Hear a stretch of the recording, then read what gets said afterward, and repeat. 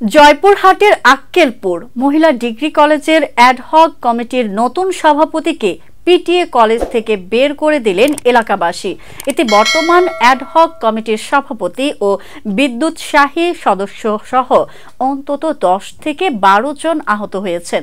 বৃহস্পতিবার দুপুর 1টায় কলেজের ভারপ্রাপ্ত অধ্যক্ষের কক্ষে মারধরের এ ঘটনা ঘটে। সেনাবাহিনী ও থানা পুলিশ এসে পরিস্থিতি নিয়ন্ত্রণে আনে।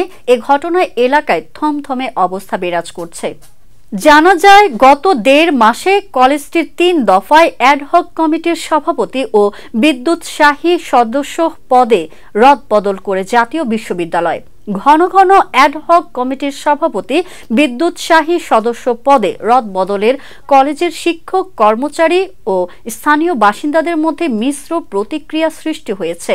দুই পক্ষের পাল্টাপাল্টি অবস্থানে কলেজের শিক্ষার পরিবেশও নষ্ট হচ্ছে।